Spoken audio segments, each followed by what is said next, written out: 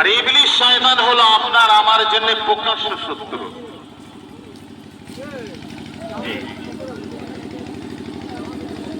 প্রকাশ্য শত্রু। ইন্না শাইতানা লিল ইনসানি আদুউউন মুবিন।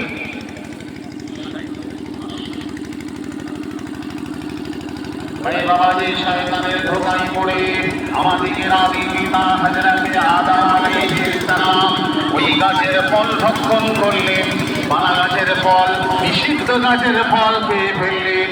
এই কারণে আল্লাহ জান্নাত থেকে বহিষ্কৃত করলেন। জান্নাত থেকে বহিষ্কৃত হয়ে গেল, দুনিয়ার জমিনে আল্লাহ পাঠিয়ে দিলেন। আদম নবী বুঝতে পারলেন আমার ভুল হয়ে গিয়েছে। এই ভুল করার কারণে আল্লাহ পাকের দরবারে রোনাজারি করেন, আল্লাহ পাকের দরবারে কাঁদাকাটা করেন, আল্লাহ আমাকে মাফ করে দিন, আল্লাহ আমাকে ক্ষমা করে দিন। এই ভুল তো আমরাও করি, হয় না? ভুল হয় না?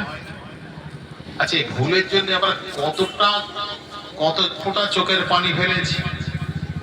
সারা জীবন আমরা 24 ঘন্টা কত ভুল করি, কত অন্যায় করি। এই ভুলের কারণে, অন্যায় করার পরে কবার আমরা তওবা করেছি, কবার আল্লাহ পাকের দরবারে মাফি চেয়েছি।